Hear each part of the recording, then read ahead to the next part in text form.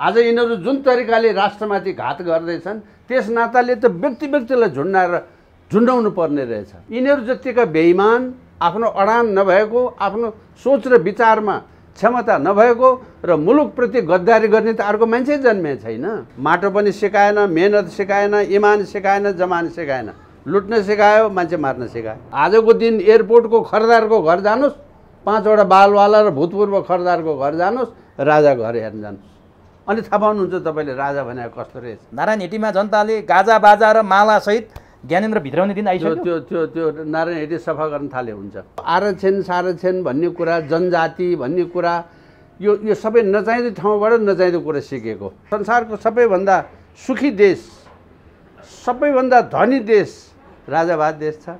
यो शासन प्रणाली यस्तो गद्दार शासन प्रणाली भयो जसले नेपालीलाई जुटाउने होइन, फुटाउने काम मात्रै गर्यो, मारामार गर्ने काम मात्रै गर्यो, छुवाछुतलाई गैर कानुनी कसले बनायो यो देशमा? राजा महेन्द्रले। कुनै दिन कुनै ठाउँमा उहाँले सार्वजनिक तहबाट भन्नुपर्ने सन्दर्भमा भनिदिनु भयो भने म त्यो दिनदेखि प्रचण्डको भक्त हुन्छु। नेवार कसरी जनजाति, मगर कसरी जनजाति, जसले यो देश बनायो त्यो पनि जनजाति हुन्छ। थारू कसरी जनजाति, मगरले नबनाए देश हुँदैन थियो, नेवारले नबनाए देश हुँदैन थियो, गुरुङले नबनाए देश हुँदैन थियो, ती जनजाति हुन्छ। सनातन पहिचान कायम भएन भने, हिन्दुत्व कायम भएन भने र संहिता खारेज भएन भने यो देश रहन्न। यो देशलाई धर्मनिरपेक्ष घोषणा गर्ने कुरा दूरगामी असर हुने कुरा हो कि होइन?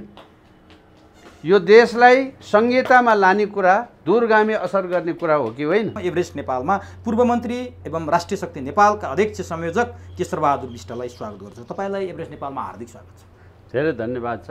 कुनै समय त माओवादीहरूलाई एकदमै नजिकबाट तपाईँले चिन्नु भएको छ, नजिकबाट काम पनि गर्नुभएको छ नि द्वन्द्वकालमै। माओवादीहरू कसरी, जुन शक्तिले नेपालको राष्ट्र संस्था र हिन्दू राष्ट्र फाल्यो, त्यो पोल्टामा कहाँबाट गयो त? जुन माओवादीहरूले 40 बुँदे माग तत्कालीन प्रधानमन्त्री शेरबहादुर देउवालाई बुझाएर जनयुद्ध सुरु गरेका थिए, भारतको विरुद्धमा अधिक बुदाहरू थिए, तिनै माओवादीले सुरुङ युद्ध लड्ने कुरा गर्थे माओवादीको विरुद्ध, के अरे भारतको विरुद्ध। कसरी तिनीहरू त्यो भारतको पोल्टामा गएर नेपालको राष्ट्र संस्था फाल्न प्रयोग भएको? मैले यो किन भनिरहेको छु भने भारतकै जिम्मेवार मान्छे कर्णेल बक्सीले त बोले नि, प्रचण्डका भिडियो क्लिपहरू पनि सार्वजनिक भयो नि।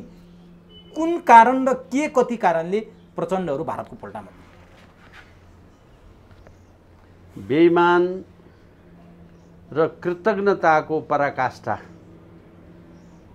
स्तरहीनताको पराकाष्ठा, बुझिकन पनि बुझ पचाउने हदैसम्मको गद्दारी, नबुझे मान्छेलाई, निदाएको मान्छेलाई उठाउन सकिन्छ, सुत्या जस्तो स्वाङ पार्नेलाई उठाएर के फाइदा? उठ्दैन त्यो। म तपाईँलाई आज तपाईँको यो लोकप्रिय सञ्चार माध्यम मार्फतबाट श्रीमान हाम्रो चाहिँ सो कल्ड स्वनाम धन्य प्रचण्डजीलाई, छविलालजीलाई, पुष्पकमल दाहालजीलाई, अझ न्वारानको नाम त घनश्याम दाहाल रहेछ, आज पो सुने मैले। त्यो त मलाई थाहा छैन। लाई तपाईँको मार्फतबाट म एउटा प्रश्न राख्न चाहन्छु। कुनै दिन कुनै ठाउँमा उहाँले सार्वजनिक तहबाट भन्नुपर्ने सन्दर्भमा भनिदिनु भयो भने म त्यो दिनदेखि प्रचण्डको भक्त हुन्छु। म त्यो पनि घोषणा गरिदिएर भन्दैछु। हल्लेरीमा काण्ड भयो है, हल्लेरीमा त भुसुक्कै भइन्थ्यो नि है। त्यो भुसुक्कै हुनेमा आखिर उनको ज्यान जोग्यो कसरी? त्यति मात्रैको जवाफ दिनुहोस्। गिरिजाबाबुले त्यही कारणबाट आफूलाई प्रधानमन्त्रीको पदबाट राजीनामा दिनुभयो नि है, मार्न नपाए बापत, गोली हान्न नपाए बापत, सेना परिचालित नभए बापत। कसले चाहिँ ज्यान जोगाएको रहेछ? यति कुराको जवाफ पाऊँ। एक, बेलायतीले त्यति बेला नेपाललाई सर्भिलेन्स, आर्मीलाई एउटा आर्मीसँग सर्भिलेन्स जहाज छ, त्यसले जमिन मुनिको 1 मिटर मुनिको प्राण भएको चिज पत्ता लगाउँछ। श्रीमान प्रचण्डजी कुन चाहिँ घरमा लुकेर बसिरहनु भएको छ त्यो थाहा नपाउने सरकार थिएन त्यति बेला।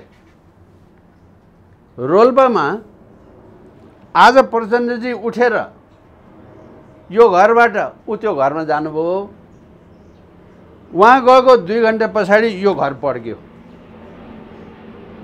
ओह, 2 घन्टा अगाडि ननिस्क्या भए त ज्यान जाने रहेछ। कुरा बुझ्नुहोस् है, हस् राम्ररी कुरा बुझ्नुहोस् है। 2 घन्टा अगाडि निस्किनु भयो, 2 घन्टा पछाडि त्यो घर पड्क्यो। दुनियाँलाई के मेसेज गयो भने वाह, 2 घन्टामा ज्यान जोग्यो बा। इन्टेलिजेन्स माओवादीको खतरा रहेछ है। भन्ने। भोलिपल्ट जुन घरमा सर्नुभयो त्यो घरबाट उहाँ फेरि निस्कनु भयो। निस्केको 2 घन्टामा त्यो घर पड्क्यो। बुझ्नुहोस् यो कुरा। तिमी राष्ट्रवादी पनि हौ जस्तो लाग्छ हामीलाई। राष्ट्रवादीको ज्यान लिनु हुँदैन। कसले गर्यो होला यो काम भनिदिनुहोस् न त अब। होइन, मैले उहाँलाई प्रश्न राखेको छु तपाईँको मार्फतबाट। एक दिन उहाँबाट जवाफ आउनुपर्छ। होइन भने त्यसरी ज्यान जोगाउने व्यक्ति र संस्थालाई तपाईँ अहिले यस्तो छैन आमा चकारी गाली गर्नुहुन्छ। तपाईँको आज अस्तित्व नै त्यो संस्थाबाट जोगियो। ल, म बादलजी, महराजी र यस्ता जीहरूलाई यही घरमा धेरबाट भेटेको छु। मैले यो कुरा प्राइभेट रूपमा उहाँहरूलाई यो मेसेज पहिले पनि गरेको छु। आज म तपाईँको मार्फतबाट सार्वजनिक गर्दैछु। त्यति कृतज्ञ हुने वाह, यति सजिलो छैन। आज हाम्रो संसदका प्रमुख सिन्धुपाल्चोकका मरेर जानुभयो हाम्रो आरके के अरे त्यो डिआर लामिछाने। उहाँ बाँच्नु भयो भए अब अर्को कुरा हुन्थ्यो, मर्या मान्छेको नाम लिँदाखेरि कति मिल्छ मिल्दैन थियो। आज उहाँ संसदको प्रमुख र 2 खुट्टा टेकेर जमिनमा जो हिँडिरहनु भएको छ नि, त्यो कसैको आशीर्वादले ज्यान बचाएको हुनाले भएको। आज यिनीहरू जुन तरिकाले राष्ट्रमाथि घात गर्दैछन् त्यस नाताले त व्यक्तिलाई झुन्डाउनु पर्ने रहेछ, झुन्डाउने कानुन ल्याउनु पर्ने रहेछ। तर त्यो शासनले चाहे त्यो छात्रवृत्ति पाउनुपर्ने विद्यार्थी होस् त्यसलाई पनि अन्याय गर्न रामप्रसाद उप्रेती साक्षी हुनुहुन्छ। रामप्रसाद उप्रेतीको मैले त्यस कारणले म हुँ शिक्षा मन्त्री। कुरा बुझ्नु भएन? मैले जेल परेकोलाई पनि जाँच लिने मान्छे हुँ म। भलै त्यहाँ बसेर कसले लेखिदिन्थ्यो त्यो अर्कै कुरा छ। मैले योभन्दा अगाडि भनिसकेको छु। त्यो शासन प्रणालीले आफ्नो जनतामाथि अन्याय र तेरोमेरो गर्दैन थियो। यो शासन प्रणाली यस्तो गद्दार शासन प्रणाली भयो जसले नेपालीलाई जुटाउने होइन फुटाउने काम मात्रै गर्यो, मारामार गर्ने काम मात्रै गर्यो, आफ्नै दाजुभाइको रगत खाएर अर्कोतिर फुइ गर्ने काम गर्यो। त्यसकारण यो हट्नै पर्ने थियो, राम्रो हो भनेको कारणले मैले हो है। त्यसै जहाँसम्म यो उसको सवाल छ नि, आज उहाँहरू ट्याउ कराएर हिँड्नु भएको छ। ल, राजाको आशीर्वादले म मेरो जनता मारेर यस्तो काम गर्छु। म त उहाँको मन्त्रीमण्डलमा बसेको मान्छे हुँ। तर त्यो बेला पनि मारौँ, हानौँ, ठोकौँ, यो गरौँ त्यो गरौँ, त्यो आन्दोलनको बेला कुरा नभएको होइन क्याबिनेटमा। तर उहाँहरू तपाईँले भने जस्तो कृतज्ञ नभएर जस्तो उहाँहरूले भारत विरुद्ध युद्ध गर्छु भनेर सुरुङ युद्धको घोषणा पनि गर्नुभयो नि, रोल्पैबाट सुरुङ खन्न सुरुवात पनि गर्नुभएको थियो। हो, जसरी उहाँहरूले 40 बुदामा बहुसङ्ख्यक बुदा भारतको विरुद्ध गर्नुभएको थियो। हो, अन्तिममा जसले बचायो उसले फाल्नु भयो, जसको विरुद्ध लड्ने भन्नुभएको थियो त्यही गरेर पालिनु भयो। यो चाहिँ किन भयो भने के यस्तो भयो तपाईँलाई दाइँ गर्न परेको, बोकालाई बाँधेर दाइँ गर्यो क्या, समस्या भयो। यस्तो बोकाले दाइँ, उनीहरूले आफूले म दाइँ गर्छु भन्ने घमण्ड भयो। दाइँ गर्नलाई चाहिने गोरु, त्यसलाई चाहिने बलियो मियो। अब हिलोमा किलो ठोकेर बोकाले दाइँ गरे भयो। राज्य बर्बाद भएको, बिग्रेको, लुटा जस्तो। आज यो सरकार थाम्नुपर्छ, यो व्यवस्था थाम्नुपर्छ। कसले भनिरहेको छ सबभन्दा ठुलो स्वरमा कि तल गाउँ तहदेखि माथिसम्म लगभग 20,000 मान्छे छन्। वडा अध्यक्ष, समिति, कार्य समिति, गाउँका चाहिने पालिकाका प्रमुख, त्यहाँबाट क्षेत्रका, त्यहाँबाट जिल्लाका, त्यहाँबाट प्रदेशका, त्यहाँबाट चाहिने केन्द्रका, यी सबै देखेर तलब खाने एक थरी, तलब मात्रै खाने एउटा भयो। तपाईँलाई चाहिँ नि हुँदा कर्णालीको यो प्रमुखलाई सुर्खेतमा गाडी किनेर राख्नुपर्नेको के अर्थ छ? प्रदेश 1 को मुख्यमन्त्रीको काठमाडौँमा सम्पर्क कार्यालय छ, महिनामा 3 लाख भाडा तिरेर। अब यस्तोहरूलाई चाहिँ नि यो जाला भन्ने पिर छ, यो जानै पर्यो। जानु पर्यो, खुसी छ हामी जस्तालाई चाहिँ। त्यही भएर खुसी भएको है। म त उहाँहरू गएर म आउने त होइन नि, मेरो भनाइ उहाँहरू गएपछि मेरो पाला आउँछ भन्ने यो 5 जनामा पनि भोलि लुचाचोडी होला। अहिले माधवजीको झगडा के छ, ओलीजी हटेर उहाँ आउनुपर्ने, अथवा यो के भन्छ कङ्ग्रेसको प्रतिपक्ष मैले पाउनुपर्ने, त्यो उहाँहरूको चाहिँ लेनोदेनोसँग सम्बन्धित छ। हाम्रो कुरा लेनोदेनोसँग सम्बन्धित छैन। यो हटेर म आउने होइन। म कुनै पार्टीमा छु, न म कुनै पार्टीको अध्यक्ष हुँ, न मेरो पार्टी संसदमा छ, अथवा एउटा भनौँ न त यो हटेर, तर राष्ट्र डुबेर सिद्धिन लाग्यो। त्यसो भएको हुनाले गएको 2 वर्षदेखि हामीले अहिले राष्ट्रव्यापी रूपमा एउटा अभियानको सञ्चालन गऱ्यौँ, राष्ट्रिय शक्ति नेपाल भनेर। यो दल होइन, त्यो अभियानले जम्मा 3टा कुरा मात्रै। तपाईँले मलाई शिक्षा नीति के तेरो, उद्योग नीति के तेरो, कृषि नीति के हो, यो नीति त्यो नीति सोध्नुभयो भने त्यो म अहिले भन्नेवाला छैन, मेरो छैन। किनभने देश रहेन नीतिका कुरा हो। देशै सिद्धिन लाग्यो भन्ने पिरले अब संवैधानिक राज संस्था रहेन भने, सनातन पहिचान कायम भएन भने, हिन्दुत्व कायम भएन भने र संघीयता खारेज भएन भने यो देश रहन्न भन्ने विश्वासले त्यति कुराको लागि मात्रै हिँडेका हामी। यहाँ पार्टी खोलेर च्याखे थापेर दाउ राखेर अनि यो सकिएपछि म आउनुपर्छ भनेर गरे होइन। माटोप्रतिको कर्तव्य, किनभने हेर्नुहोस् मैले बारम्बार भनेको छ, यो देश पृथ्वीनारायण शाहले बनाएको भन्छौँ हामी, उहाँको अगुवाईमा बनेको पनि हो, उहाँले नेतृत्व गरेको पनि हो, तर मरेको त पिता पुर्खा हाम्रो पनि हो नि, तपाईँको हो नि, अर्को उहाँको हो नि, उहाँको हो नि। मेरो आँखा अगाडि मेरो पुर्खाको रगत कुनै विदेशीले बुट कुल्च्या म हेर्न सक्दिनँ। त्यति पिरले मात्रै हो यो काम गरे मलाई, नत्र अब यो उमेरमा मलाई के चाहियो? तर तपाईँहरूले विदेशीले बुट कुल्च भन्नुभयो नि, के त्यहाँसम्म पुगिसक्यो हो अवस्था? किनभने अहिले ठ्याक्कै भन्ने हो भने ती 5 पूर्व प्रधानमन्त्री र केपी ओलीको द्वन्द्व हेर्दाखेरि नि 2 पक्षको द्वन्द्व देखिन्छ। तपाईँहरू त संविधान र व्यवस्थाकै खिलाफमा हुनुहुन्छ, तर उहाँहरू चाहिँ मैले गर्दा नै व्यवस्था जोगिन्छ, मैले गर्दा संविधान जोगिन्छ। केपी ओली भन्नुहुन्छ उहाँहरूले राष्ट्रपतिलाई चिथोर्न थाल्नुभयो, गणतन्त्र मास्न थाल्नुभयो, त्यसकारण यो गणतन्त्र जोगाउने र राष्ट्रपति भन्ने पद गरिमा जोगाउने जिम्मा मेरो छ, उहाँहरूले चिथोर्न थाल्नुभयो भन्नुहुन्छ। उहाँहरू केपी ओलीले संविधान च्यात्न थाले, व्यवस्थामाथि प्रहार गरे, बाबुरामले अनिष्ट हुने सङ्केत गरिसके, सूचना पाए भनेर 5 पूर्व प्रधानमन्त्रीले विज्ञप्ति जारी गरिसके भनेपछि उहाँहरूले त त्यसरी भन्नुहुन्छ, तपाईँहरू यसरी देशै नरहने कुरा गर्नुहुन्छ। उहाँहरू देश नरहने त पुरो गर्नुहुन्छ। उहाँहरू के भने आफ्नै पुर्खा, आफ्नै अगुवा, आफ्नै पार्टीको नीति भन्दा खिलाफ गर्ने, 24 घण्टा आफ्नो स्वार्थदेखि बाहेक केही पनि नदेख्ने मान्छे भएको हुनाले यस्तो भएको। यदि यो देशमा सच्चा एमाले कोही छ भने हुँदो हो, सच्चा एमाले हुँदो हो, त्यसले मनमोहन अधिकारीलाई बिर्सिन मिल्छ? मनमोहन अधिकारी के भन्दै हुनुहुन्थ्यो? हामी कम्युनिस्टहरू धर्म पनि मान्दैनौँ, राजा पनि मान्दैनौँ, तर आजको दिन यो देशमा राजा भएन भने देश रहन्न है, त्यसकारण हाललाई राजा मानौँ। यो मनमोहन अधिकारीले भनेको कुरा मैले भने होइन, त्यो हरेक एमाले भन्ने कम्युनिस्टलाई थाहा होला यति चाहिँ। खोइ त त्यो एमाले त्यो कुरा मानेन। राजाको महाराज धीराज सरकार चुनाव लड्ने इच्छा छ भने शिरबोज फुकालेर आऊ, होइन भने अरूभन्दा त राजा नै संरक्षक र प्रमुख भएको राम्रो हो नि भन्ने मदन भण्डारी, मैले भने हो यो कुरा? मदन भण्डारीले यो कुरा भने हो कि?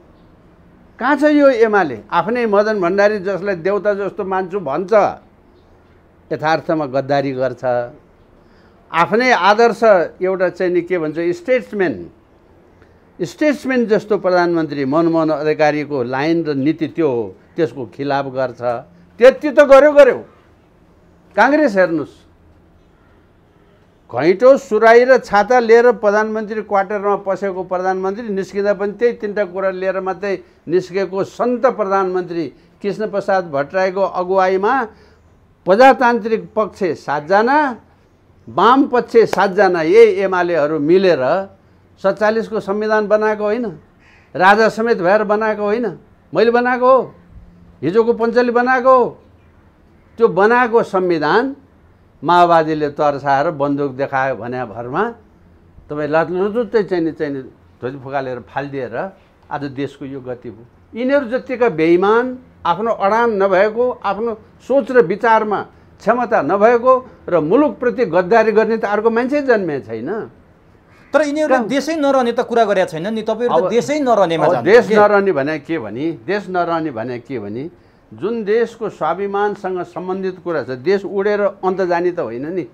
खास के हुने हो? देश भने चाहिँ के भने, आफ्नो देशको स्वाभिमान र आफ्नो देशको यो चाहिँ के भन्छ वर्चस्वमाथि तपाईँको भूमिका छ कि छैन? यो देश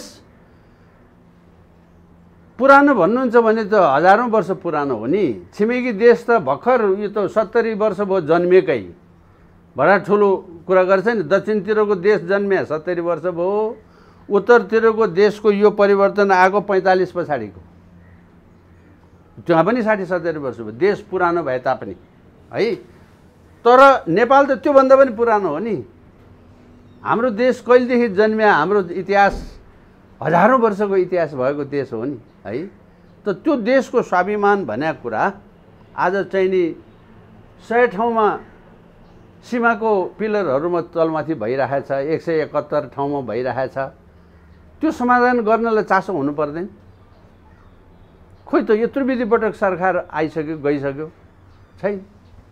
कालापानीको यत्रो ऊ भयो, अब आफैले बनाएको नक्सामा आफै अब यो चाहिँ नि किताबबाट चाहिँ आफैले छापेर आफैले वितरण बन्द गर्ने प्रधानमन्त्री भएपछि त यो त कसको खेलखालको निमित्त यो चिज रह्यो? त्यही हो देशै नरहने भने।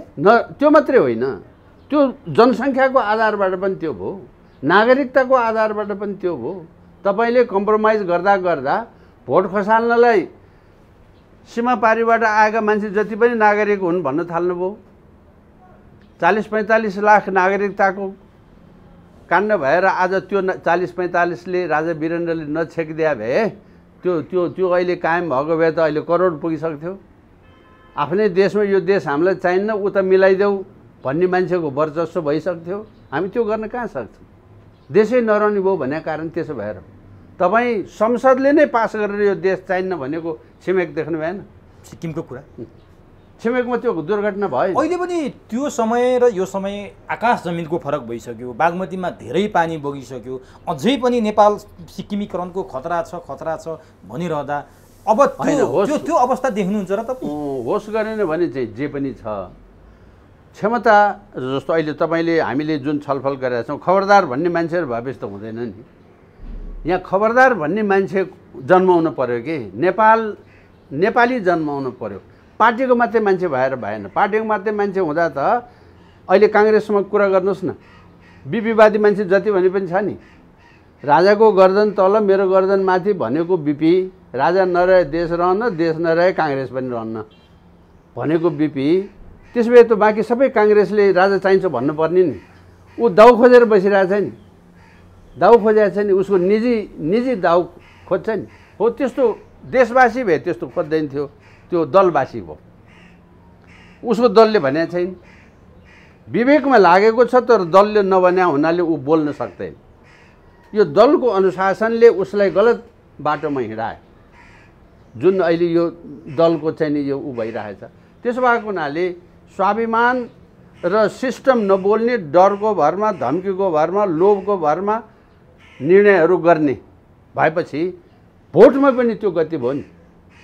एक छाकको भरमा, मासु चिउराको भरमा या डरको भरमा माओवादीले बन्दुक देखाएको भरमा ढ्वाङ बराबर भएको देखेनौँ र? यथार्थमा डर हराएपछि के गति हुँदो रहेछ त्यो कुरा पनि देख्यौँ। त्यसो भएको हुनाले राष्ट्र र राज्य नरहने भन्ने कुरा चाहिँ हेर्नुहोस्, अब तपाईँ विदेशमा, म त अब धेरै विदेश पनि संजोगले हिँडेको मान्छे हुँ। नेपाली पासपोर्ट लिएर तपाईँ काठमाडौँ छोडेर उडेपछि संसारभरि त्यो नेपाली पासपोर्टको हदैसम्मको इज्जत पनि देखेको मान्छे हुँ, म भोगेकै मान्छे हुँ। नेपाली पासपोर्ट चाहिँ नि त्यो एयरपोर्टमा पेश गर्दाखेरि यस सर म कुनै रातो पासपोर्ट अब हुँदा हुँदा रातो पासपोर्टै नाङ्गे झार पारेर हेर्ने दिन आयो। देश नरहेको भने त्यो नेपाल भन्ने चिज तपाईँले कसरी हेर्नुहुन्छ? नेपाली पासपोर्टको छानबिन पछि अरू अमेरिकन जाऊ, अस्ट्रेलियन जाऊ, के जाऊ सबै लाइन काली भइसक्यो। को बाँकी छ भने नेपाली बाँकी छ। अब अनि कहाँबाट आएको, तिम्रो नाम के, कसो गर्यो, अनुहार मिल्छ मिल्दैन, यहाँ हेऱ्यो त्यहाँ हेऱ्यो, यहाँ हेऱ्यो त्यहाँ हेऱ्यो, त्यो एउटा नेपाली क्लियर गर्नलाई 10 मिनट लाग्छ संसारभरिको एयरपोर्टमा। त्यो त अपमान भयो नेपालीको। अब किनभने उसको देशमा नेपालीलाई कसरी चिनेको छ भने उसको देशको जेलभरि नेपाली छ। सत्यानाशै भइसक्यो मैले भने होइन, छ नेपालीको राम्रो नाम भएको। तर हिजो भिसा नपाउने ठाउँ अब कहीँ पनि बाँकी छैन। हिजो हङकङमा भिसा नेपालीलाई भिसा चाहिँदैन थियो, हिजो जर्मनीमा नेपाललाई भिसा चाहिँदैन थियो। लौ त आज कुन चाहिँ संसारको कुन चाहिँ देश छ जहाँ नेपालीलाई भिसा नचाहिने होस्? देश नरहेको भारत मात्रै छ। अब नि त्यस हिसाब कतिपय मान्छेले के भन्छन् भने नि, जस्तो तपाईँहरूले आलोचना गर्नुहुन्छ यो नेतृत्वको, यो व्यवस्थाको, यो संविधानको, उनीहरू के भन्छन् भने लोकतन्त्रका लागि लड्यौँ, 14-15 वर्ष जेल बस्यौँ, जीवन नै लोकतन्त्रका लागि गुमायौँ, आज तपाईँ र म कुरा गर्ने वातावरण हामीले नै निर्माण गरिदिउँ, बोल्न पाउने अभिव्यक्ति स्वतन्त्रताको निर्माण गऱ्यौँ, डेमोक्रेसी ल्यायौँ, आज सबै कुरामा स्वतन्त्र छन् नेपालीहरू। हिजो राजाको शासन थियो, मुख बन्द थियो, बोल्न पाइँदैन थियो। आज केही मुठ्ठीभरका मान्छेहरू, त्यो राजाको शासनमा तर मारेर बसेका मान्छेहरू यो शासनबाट विमुख भएका छन्। त्यसकारण हामीलाई देशै बेच्न थाले, देशै नराख्ने भए, संसारभर बेइज्जती कमाए, देशै सिक्किमीकरण गर्दैछन् भनेर हामीमाथि आरोप लगाएका मुठ्ठीभर मान्छेहरू छन् भनेर उनीहरू भन्छन्। यसमा तपाईँको जवाब के छ? यो 100% गलत हो, 100% गलत हो। यो कुरा तपाईँले जो भन्नुभएको थियो हिजो के पनि गर्न पाइँदैन थियो यताउति भन्ने उनीहरूको भाषा है होइन। उनीहरूले भन्छ त मैले अघि नै उदाहरण दिएँ नि, बालवाला व्यवस्थाको विपरीतमा विपक्ष भएर सक्रिय भएर काम गर्दै पनि बालवाला व्यवस्थाले छात्रवृत्ति दिएर पढाएको डाक्टर आफूलाई सो घोषणा गर्दै हुनुहुन्छ बाबा। त्यो त एकजनाको कुरा भयो। म पनि तत्कालीन राष्ट्रिय पञ्चायतको सदस्य हुँ। राष्ट्रिय पञ्चायतमा त्यति बेला चाहिँ नि हाम्रो रूपचन्द विष्टजी, चितवनको चाहिँ नि हाम्रो यो के अरे जागृत भेटवालजी, भीमबहादुर श्रेष्ठजी, काठमाडौँको तुलाधरजी, यी सबै जीहरू त बहुदल चाहियो भनेर राष्ट्रिय पञ्चायतमा उफ्रे गर्ने छुट त थियो नि कि थिएन? म त जिउँदैछु नि भाइ। कहाँ रोकेको छ? कसले रोकेको छ? यो अहिलेको 20, 24, 35, 40 वर्षको ठिटाठिटीहरू जसले त्यति बेलाको नेपाल नै देखेन, त्यो उहाँहरूले न इतिहास पढ्ने फुर्सद पाउनुभयो न त्यो देख्ने मौका पाउनुभयो। कि त उहाँहरूले 6-7 क्लास पढ्दाखेरि माओवादीले स्कुलबाट उठाएर लग्यो, 8-10 वर्ष बन्दुक बोकायो, वनबनै हिँडायो, माटो पनि सिकाएन, मेहनत सिकाएन, इमान सिकाएन, जमान सिकाएन, लुट्न सिकायो, मान्छे मार्न सिकायो। अब अहिले त्यो यो आन्दोलन सबै सकेपछि यो दुर्गति भएको कारण त्यसो भएर हो। म तपाईँलाई आज संजोग यदि हाम्रो भएको भए बोलाइदिन्थेँ। यहाँ हाम्रो छिमेकमा एकजना भाइ बस्नुहुन्छ, नोट बोकेको मान्छे, बर्दियाबाट चाहिँ नि नोटको धोक्रो बोकेर मास्तिर 6-7 दिन हिँडेर नोट पुर्याउनु गएको मान्छे, त्यो नोट बोके बापत त्यो ढाडभरि फोका उठेर घाउ भएको मान्छे। मैले बारम्बार भनेको छु, माओवादीको पैसा होइन, लुट्या पैसा लुकाउन वा ठाउँमा राख्नलाई गएको।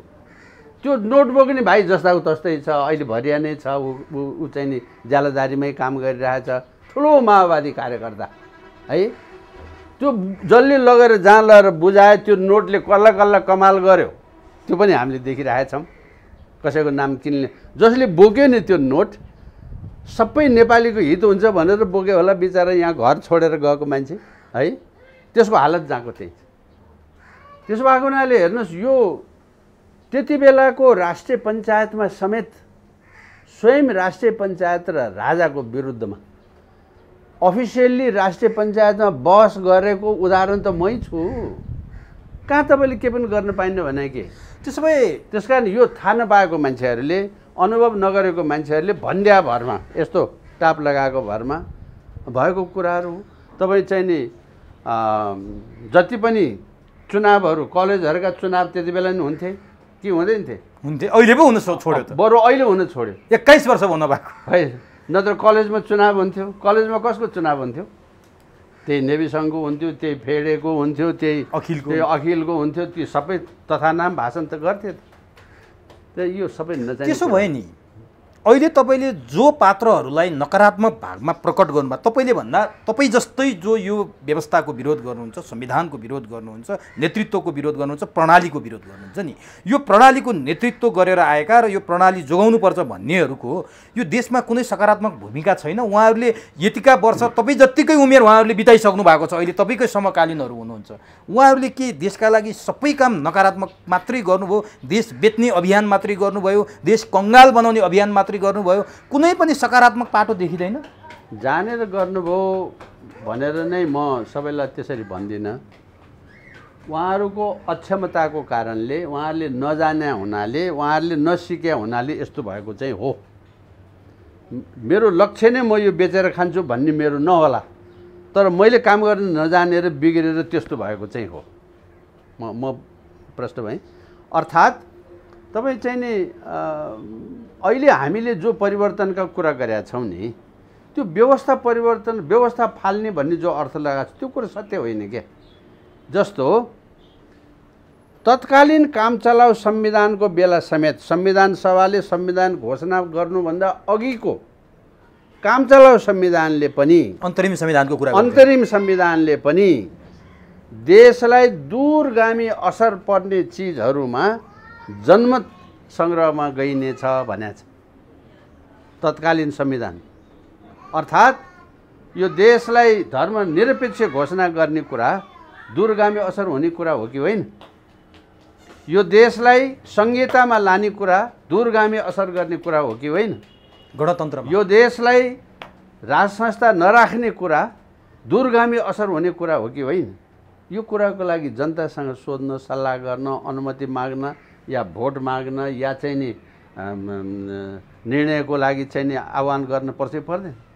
तपाईँले आधा रातमा झुक्क्याएर प्रस्तावसम्म पनि नगरिकन तपाईँ सारा देशवासी सुत्या बेलामा आधा रातमा तपाईँ घोषणा गरिदिनु भयो राजा छैन, धर्म छैन, संहिता लागू भयो। यो के गरे? त्यस्तो काम कुनै एउटा असल मान्छेले, कुनै राष्ट्रवादी मान्छेले अथवा प्रजातन्त्रको दुहाई दिने मान्छेले गर्न सक्छ? गर्नुहुन्छ? गरे त। त्यस कारण यो चिज यसको यो ठिक भएन भने मतलब के व्यवस्था परिवर्तन खोज्या हो र? संहिता पछाडि परेको क्षेत्रलाई हेर्नुपर्छ, पछाडि परेको वर्गलाई पनि हेर्नुपर्छ।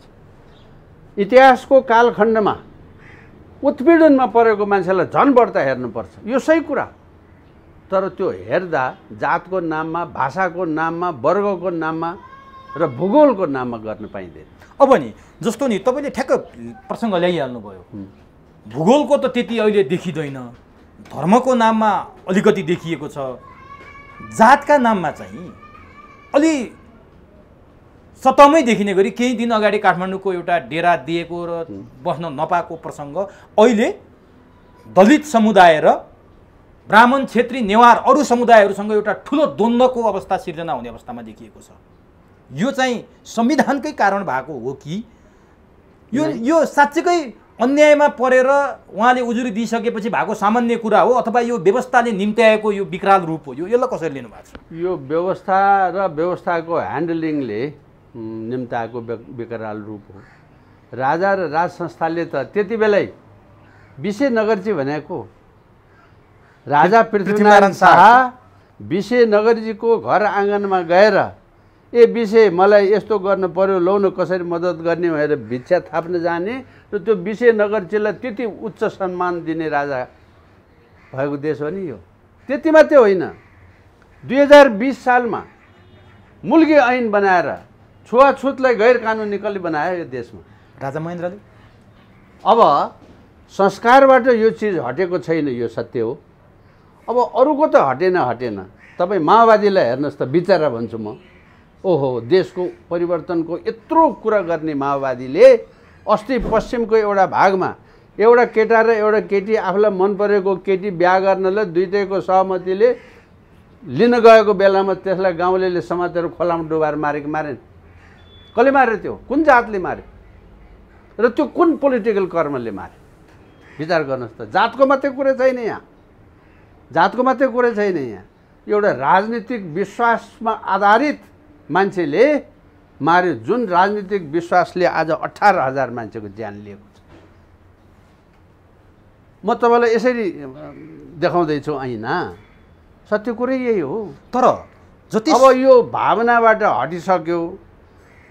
अब उहाँ हाम्रो चाहिँ नि यो मन्त्रीजीले अब कति उताउलो काम गरेको, अब किन गर्नु परेको त्यस्तो? ल, उहाँलाई पनि लागेछ अरे एउटा पक्ष उसमा, त्यो उहाँको स्वतन्त्रता हो, फेरि मलाई केही भन्नु छैन। तर राज्यको गाडीमै, झन्डावाला गाडीमै आफै त्यो अड्डाको त्यो ठाउँमा गइकन उहाँलाई चाहिँ नि त्यो लाएजे त तैँले के गर्न सक्छस् भने भयो नि त। त्यसको मतलब एउटा समन्वयकारी भूमिका खेल्नुपर्ने मन्त्रीजीले अब लाएजे छुइ आफू काउआ भनेर नेवारीमा यस्तो भन्ने चलन छ के। अब अहिले अब यो एउटा वर्गलाई भड्काएर त्यस्तो भड्काउबाट सहानुभूति लिएर भोट लिने हो, यही देश बिग्रिने भने यसरी हो। तर यो त भुसको आगो जस्तो सल्किँदैछ। यो साम्य भएको छैन। यसले भोलि विकराल रूप लियो भने जातीय द्वन्द्व, धार्मिक द्वन्द्व त बेहोर्दैछौँ हामी, अर्को जातीय द्वन्द्व भयो भने हेर्नुहोस् त के होला। पश्चिमाको लक्ष्य पुरा भयो। यो साँच्चीकै पश्चिमाबाट बिल्कुल सञ्चालित भएको हो। बिल्कुल 100%। यसमा कुनै तपाईँले अब अहिले भावना नचाहिँदो भावना जगाउने काम त यही त भयो त नि। अब तर्क गऱ्यो भने त के हो भने, म त के भन्छु भने आफूलाई दलित भन्ने साथीभाइले, बाबा मान्छे दलित हुँदैन कहिले पनि। हिजो थियो होला, आज उत्पीडनमा परेको मान्छे हो, त्यो उत्पीडनमा परेको वर्ग हो। आफैलाई सुविधा लिने बेला दलित भनेर सुविधा लिने कोटा, अनि मलाई दलित भन्यो भनेर रिसाउँ। आरक्षण कोटा दलितको नाममा लिनुभएको छ उहाँहरूले। त्यही भएर यो त गर्नु भएन नि। मतलब पिछडिएको या उत्पीडनमा परेको, यो सत्य कुरा हो। छुवाछुत हुन भएन, उत्पीडनमा परेको। यो छुवाछुत मात्रै होइन, तपाईँ अरू सुविधा जस्तो आरक्षणको कुरा गर्नुभयो।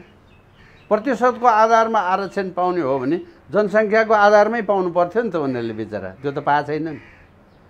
एउटाले दिने अर्कोले नदिने, यस्तो। अब त्यो आरक्षण भन्ने सिस्टमै ठिक हो कि होइन त्यो फेरि आफैमा छ। किनभने यो हामीले नचाहिँदो कुरा नचाहिँदो ठाउँबाट सिक्छौँ। म एउटा सानो कुरा सिक्छु, यस्तो आरक्षण भन्ने कुरा, जनजाति भन्ने कुरा, यो सबै नचाहिँदो ठाउँबाट नचाहिँदो कुरा सिकेको। बेलायती साम्राज्यवादीले हिन्दुस्तानमा शासन गर्दा शासनमा भन्दा बाहिर रहेका वर्गलाई जनजाति, सेड्युल क्लास, डिफ्रेन्ट क्लास भनेर चाहिँ नि क्लास छुट्याएको वर्गमा आफूलाई जनजाति भनेको कुरा नेपालीले सिकेको चाहिँ यस्तो कुरा छ। म रात दिन यही भन्दैछु, गुरुङ कसरी जनजाति, नेवार कसरी जनजाति, मगर कसरी जनजाति, जसले यो देश बनायो त्यो पनि जनजाति हुन्छ। थारू कसरी जनजाति, मगरले नबनावे देश हुँदैन थियो, नेवारले नबनावे देश हुँदैन थियो, गुरुङले नबनावे देश हुँदैन थियो। ती जनजाति हुन्छ। र आदिवासी हो, भूमिपुत्र, आयात हो या भूमिपुत्र हो, फरक यति चाहिँ हो। तर जनजाति भने क्या? अनि आफैलाई दलित भन्यो। अब त्यो दलितको लिने फाइदा चाहिँ लियो। अब मलाई दलित भनिस् भन्ने रिसायो। अब यो त तरिका भएन। तर नि त्यो आरक्षणको कुरा गर्दाखेरि सदियौँदेखि चल्दै आयो जातपात, र जो दलित भनियो, जो जनजाति भनियो, जो सीमान्तकृत भनियो, उहाँहरूको प्रतिनिधित्व राज्यका महत्त्वपूर्ण अङ्गमा एकदमै नोमिनल, न्यून देखियो नि त, शून्य प्राय देखियो नि त। उहाँहरूको पनि समानुपातिक सहभागिताको लागि ल्याइएको भनिन्छ है। वास्तवमा तपाईँलाई लाग्छ कि लाग्दैन? यो लाग्दैन। यो फटा काम, फटा कुरा। अहिले एमालेको समानुपातिक सहभागिता हेर्नुहोस् न, लोग्ने जति सबै बाहुन, श्रीमती जति सबै नेवार। तर ऊ फलानाको श्रीमती भन्यो भने त बाहुनको श्रीमती भयो। बाहुनको श्रीमती हुन भयो भने त ऊ मिलेन। त्यसकारण ऊ साक्य नै छ, त्यसकारण ऊ महर्ज नै छ, त्यसकारण ऊ मानन्दरै छ। अनि श्रीमती पनि सांसद छ, श्रीमान पनि सांसद छ। यो त छलछाम भयो यो नि। सेटिङ हो। अफकोर्स सेटिङ त के हो त? तपाईँ पनि सांसद हुनुहुन्छ, तपाईँको श्रीमती सांसद हुनुहुन्छ, तर तपाईँको श्रीमती मानन्दरको नाममा हुनुहुन्छ, तपाईँको श्रीमती साक्यको नाममा हुनुहुन्छ, तपाईँको श्रीमती महर्जनको नाममा हुनुहुन्छ, तपाईँको श्रीमती श्रेष्ठको नाममा हुनुहुन्छ। अब त्यो सकली श्रेष्ठ, सकली महर्जन, सकली साक्यको सिट हरेको हरे नि। अब यी जे समस्या बेइमानी भने यस्तो, मैले त्यो यसलाई राजनीति भन्न मिलेन। अघि नै तपाईँले सुरु गर्नुभयो नि राजनीति भत्ताभङ्ग। ए भाइ त्यो चिजै होइन त कसरी भत्ताभङ्ग नहुने? ठिक ठिक भयो त। फेरि आयो लुटनीति।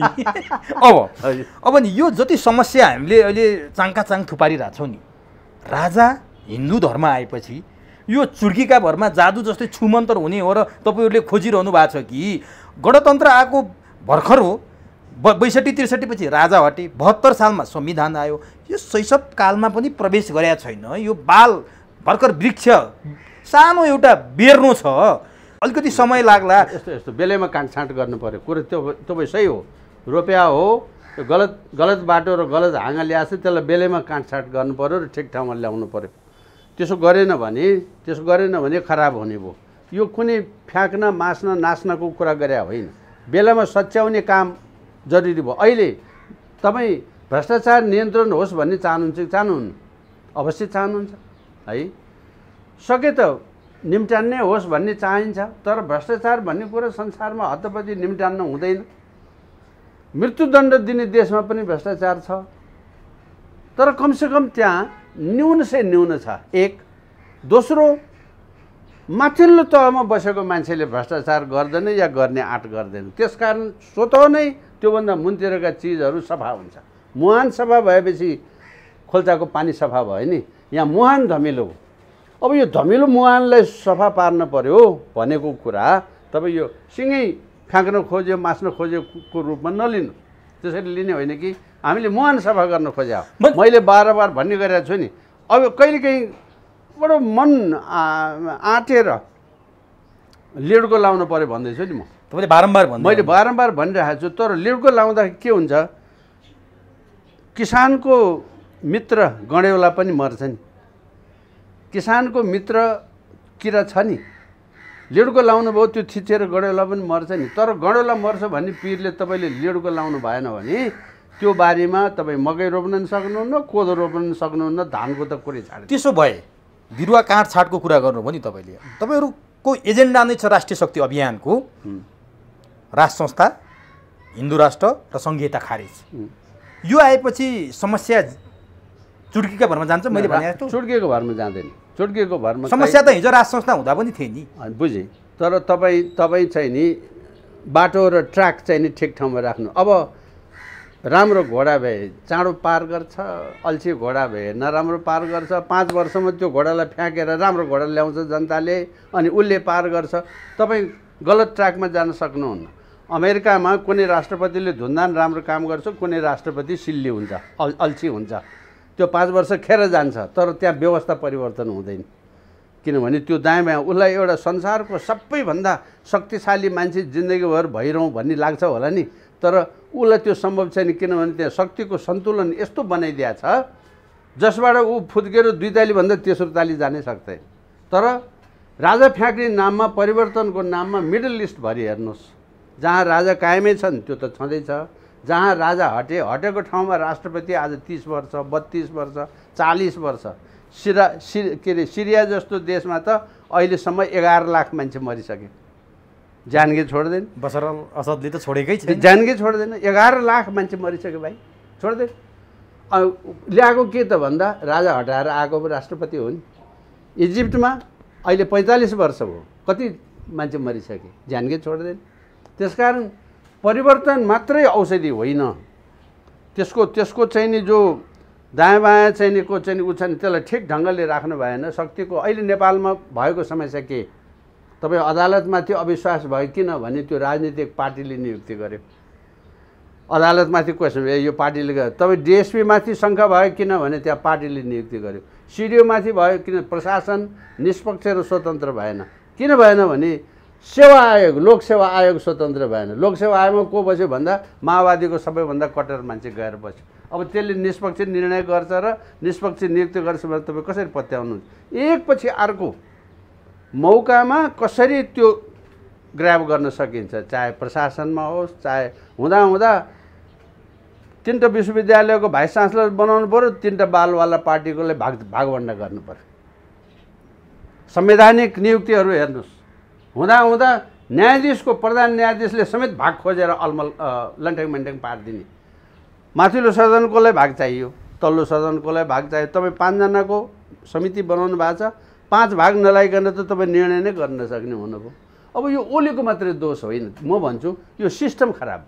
भनेपछि नि राजा ल्याउने कुरा गर्नुहुन्छ, हिन्दू धर्मको कुरा गरिरहनु भएको छ, उनीहरूको भाषामा उनीहरू अग्रगमनका कुरा गर्छन्। 21औं शताब्दीमा अग्रगमन हुनुपर्छ, पश्चगामी प्रतिगामीको संज्ञा दिन्छन् क्या तपाईँहरू। राजा फर्किने भनेको त 62-63 भन्दा अगाडिको अवस्थामा फर्किने हो। यो पश्चगामी कुरा हामीलाई स्वीकार्य छैन भन्छन्। अब हामी पश्चगामी हुने कि अग्रगामी हुने त ल भनिदिनुहोस्। त्यस्तो भन्ने जतिलाई अग्रगामीको नामबाट भिडमा खस्न जाऊ, अग्रगामीको नामबाट देश बेचा, अग्रगामीको नामबाट देशको नाकमा कालो लगाऊ।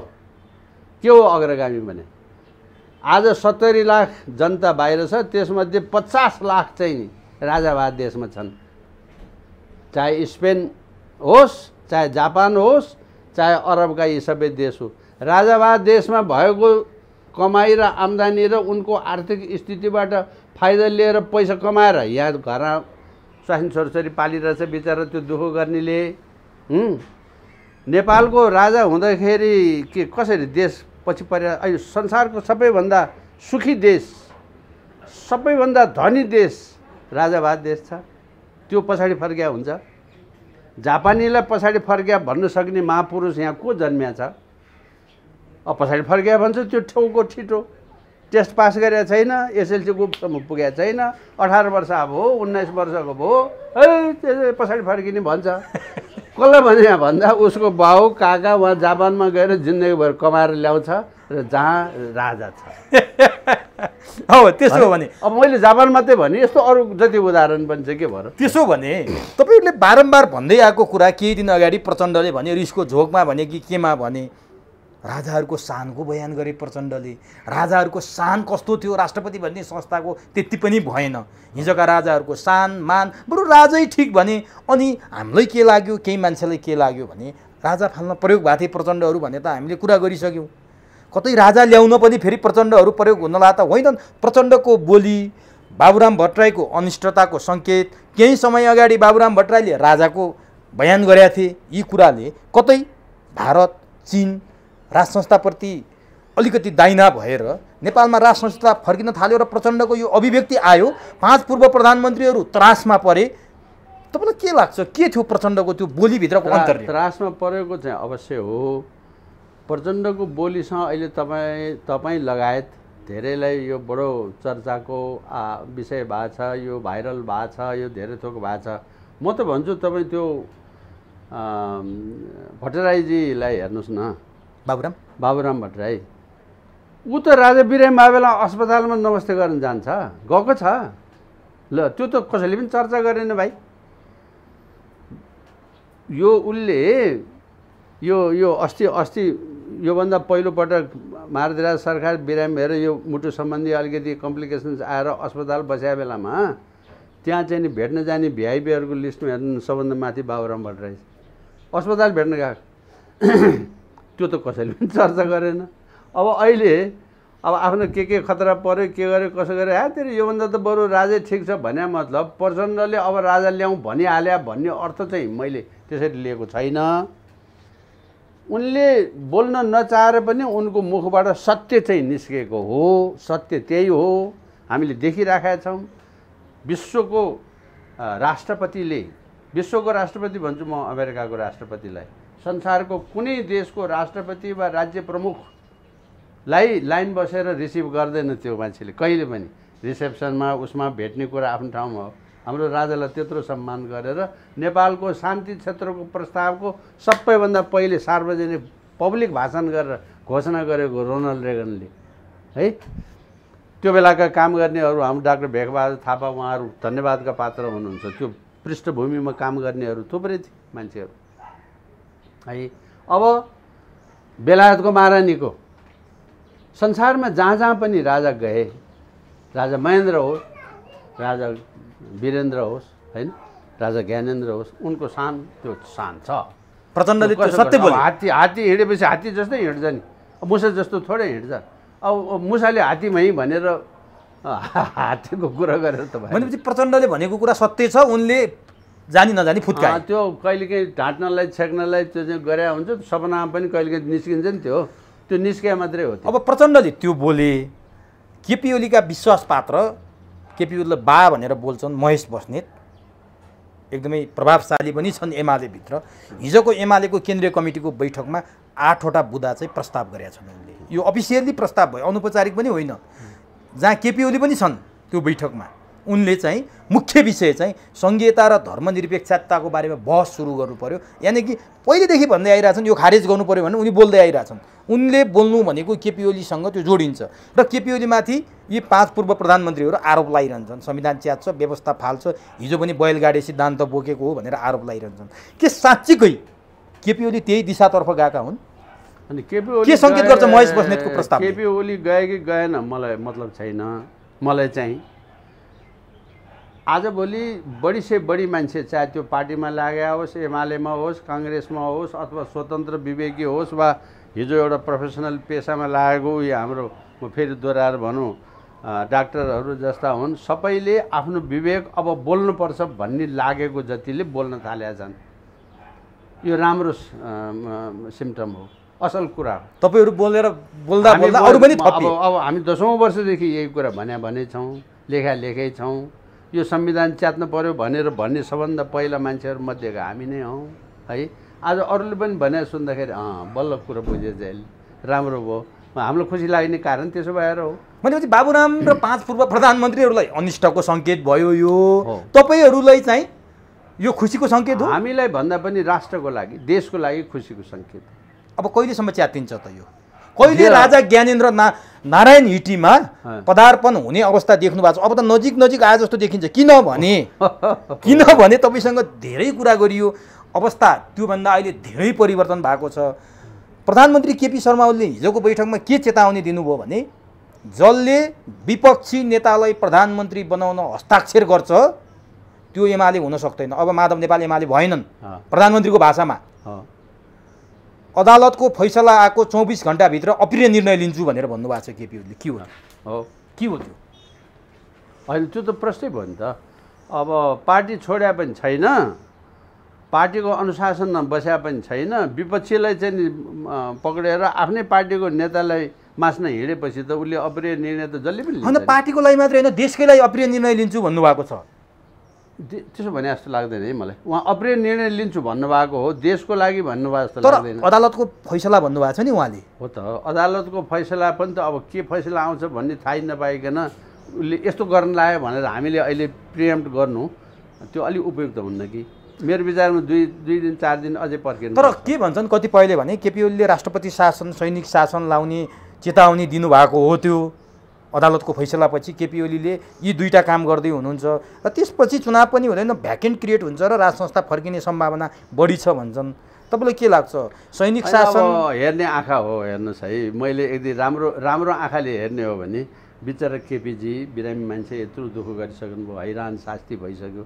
अब अदालतले निर्णय गर्यो भने म चाहिँ अब प्रधानमन्त्री छोडिदिन्छु भनेर खुरुको राजीनामा गर्नलाई पो गरे हो कि? अझै खराबतिर मात्रै नहेरौँ न, उहाँले पो सजिलोसँग राजीनामा पो गर्नुहुन्छ कि? अनि यत्रो वितण्डा मचाएर पार्टी नेकपा सकेर, एमाले पनि सकेर, संविधान सकेर खुरुकै राजीनामा दिनु होला जस्तो लाग्छ। तै पनि गल्ती महसुस गर्ने इच्छा भयो भने त कसको के लाग्छ र? दियो भयो भने के लाग्यो?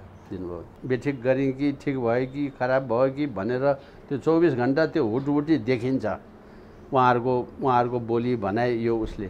त्यसो भएर छिनछिनमा अलप हुनु, छिनछिनमा चाहिँ नि तपाईँले भने जस्तो चाहिँ नि एउटा ध्यान केन्द्र भनेर कुनै एउटा मन्दिरमा जाने भने होइन, एक्लै पनि बसेर मैले ठिक गरेँ कि बेठिक गरेँ भन्ने सोच्ने बाध्यता भएको हुनसक्छ। किनभने जे निर्णय गरे पनि मुलुकलाई दूरगामी असर पर्ने कुरा भयो जता गरे पनि। मैले यहाँ तपाईँसँग जान्न खोजेको कुरा के छ भने अब अदालतको फैसलाको वरिपरि फैसला भइसकेपछि अथवा त्यसको आसपासमा नेपालमा परिवर्तन सन्निकट आइसकेको छ भन्छन् मान्छेहरूले। त्यो परिवर्तन पक्कै पनि राज संस्था स्थापनाको कुरा होला, पुनर्स्थापनाको के देख्नुहुन्छ, के हुँदैछ?